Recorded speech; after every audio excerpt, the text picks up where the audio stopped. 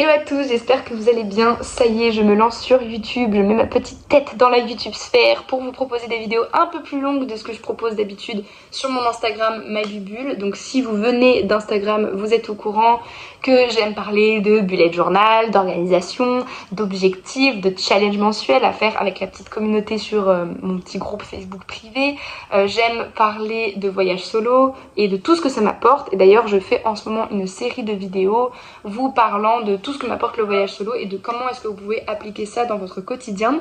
Et je me suis dit que ça pouvait être pas mal de vous faire des vidéos un peu plus longues qui accompagnent cette série de petites vidéos pour rentrer un peu plus dans les détails et pour que vous ayez un peu plus de clémence dans votre vie. Donc vraiment clairement le perfectionnisme là je l'ai mis de côté pour cette vidéo puisque je suis en plein milieu du Vietnam dans une chambre d'hôtel, que l'éclairage il est pas fou, j'ai l'impression d'être orange. Que j'ai mon backpack qui est éventré par terre. Oh, j'aurais pu le décaler quand même. J'ai des vêtements sur mon lit. Je sais pas encore comment est-ce que je vais aborder cette vidéo. Mais si on commence à être perfectionniste et si on commence à s'attarder sur ce genre de détails, on va jamais poster cette vidéo. Donc on va faire comme si ça n'existait pas. Bon, attaquons le sujet de cette vidéo qui sera la première vidéo d'une grande série de vidéos vous parlant de tous mes apprentissages appris dans mon voyage solo. Donc première leçon apprise, l'importance de se donner des points de repère, des points d'ancrage, des rendez-vous avec moi-même. Pourquoi je l'ai encore plus remarqué en voyage solo? Puisque la vie est assez intense en voyage solo, tu vois beaucoup de choses, tu rencontres beaucoup de monde, tu fais pas mal d'activités, tu découvres de nouvelles cultures et ça peut être un peu overwhelming. Donc il y a un moment donné où tu as besoin de te reconnecter à toi. D'ailleurs c'est un peu un comble puisque en voyage solo, tu pars solo et t'as besoin de te retrouver solo. Voilà, mais bien évidemment dans notre vie au quotidien on est aussi stimulé en permanence avec notre travail, nos amis à voir, on met tout le temps les autres et les événements extérieurs en priorité par rapport à nous-mêmes. C'est pour ça que se donner des rendez-vous avec soi-même permet aussi de se donner l'espace de se regarder, de se considérer pour ensuite être encore plus présent pour les autres et pour notre vie, notre travail, etc.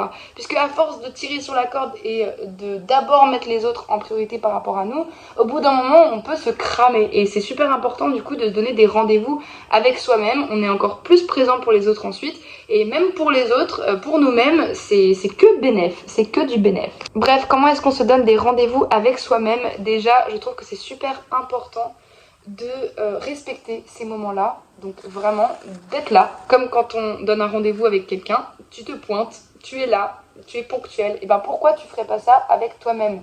Tu respectes la personne à qui tu as donné un rendez-vous, et bien tu te respectes toi-même, tu as donné ce rendez-vous-là, il faut que tu sois là, tout simplement, par preuve d'amour, de considération, de respect pour toi-même. Tu te donnes ces rendez-vous parce que tu sais que c'est bon pour toi, il faut pas qu'après, tu les zappes, tout simplement.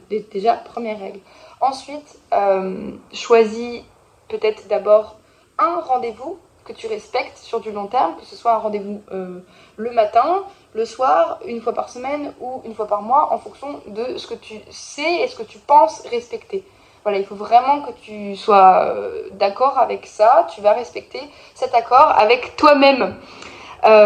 Ensuite, moi, je vais vous partager moi ce que je fais. Donc moi, je peux tenir un rendez-vous avec moi-même tout le temps, c'est-à-dire le matin, le soir, en fin de semaine, pour faire le point, en fin du mois. Déjà, je pourrais encore plus m'en donner, mais je vais pas non plus pousser mamie dans les orties. Donc premier rendez-vous avec moi-même le matin, je rentre dans les détails de chacun de mes rendez-vous. Déjà, je ne regarde pas mon téléphone, ne soyez pas distraits par... En fait, se donner rendez-vous avec soi-même n'est pas égal à « Ah bah je vais scroller sur mon téléphone ». Non, parce que, encore une fois, votre attention est tournée sur la vie des autres, du coup. C'est le contenu des autres, c'est ce que racontent les autres. Donc, vous n'êtes pas concentré sur votre corps, sur vous, sur vos émotions, vos sensations. Et c'est pour ça que quand je dis rendez-vous avec vous-même, c'est vraiment avec vous-même. C'est comme quand vous êtes à un rendez-vous avec quelqu'un, vous mettez toute votre attention sur cette personne, sur ce qu'elle vous raconte, et bien donnez-vous cette même attention à vous-même, c'est super important.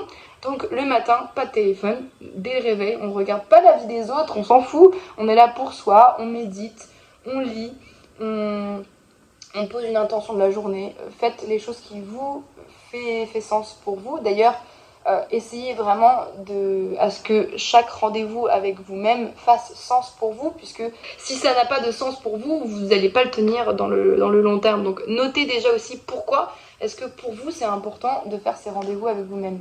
Ensuite, le soir, ce que vous pouvez faire, par exemple, si vous avez le Bubule à disposition, donc moi je propose un outil, le Bubule, pour noter vraiment, c'est un moyen d'avoir de la data sur vous-même, que ce soit le matin avec, du coup en traquant votre sommeil, en mettant vos intentions de la journée, etc., mais aussi le soir, en notant les 3 choses que vous avez aimées de votre journée, vos fiertés, votre mood et pourquoi vous avez été dans ce mood. C'est juste si jamais vous n'avez pas un outil pour poser tout ça, le Bubule est là pour ça, mais vous pouvez très bien noter tout ça dans un carnet avec des pages vierges.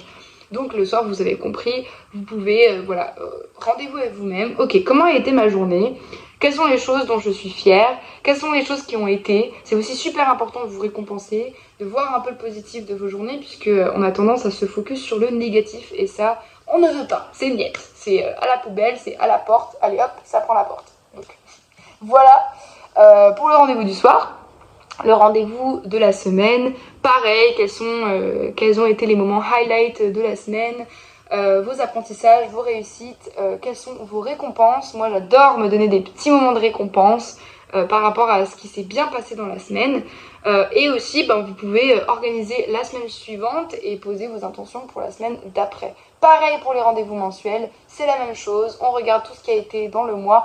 C'est encore plus pratique quand vous faites vos rendez-vous du matin, du soir et de votre semaine, de chaque fin de semaine, de faire des bilans mensuels, puisque vous avez juste à regarder tous vos bilans de chaque semaine et ensuite vous en faites un gros bilan du mois. Et là, vous mettez vos réussites, vos apprentissages, vos progrès à faire et les intentions pour le mois suivant. Et je trouve que ça apporte énormément de légèreté de faire ça pour vous-même. Vous êtes heureux de vous apporter cette attention que peu de gens ont. En fait, peu de gens se donnent cette attention-là, se respectent assez pour se donner ce genre d'attention, s'aiment assez pour se donner ce genre de rendez-vous. Et moi, je trouve que c'est une marque d'amour envers vous-même que de vous donner vos petits rendez-vous avec vous-même. Et après, vous êtes d'autant plus disponible pour les autres, pour ce qui se passe dans votre vie, pour votre travail. Donc moi, je vous conseille de faire ça. Ça vous apportera beaucoup de bénéfices. Donc voilà, n'hésitez pas à me dire en commentaire ce que vous en pensez. Est-ce que, vous pouvez commencer par un seul rendez-vous pour pas que ce soit too much pour vous, que vous respectez. Donc ça peut être le rendez-vous du matin ou bien le soir, par rapport à le temps que vous avez aussi devant vous, mais le temps, on le trouve toujours pour les choses importantes, pour les priorités, nos priorités dans notre vie, on trouve toujours du temps pour faire ça. Donc je vous assure que si vous vous demandez, mais attends, mais comment est-ce que je peux trouver du temps pour faire ça?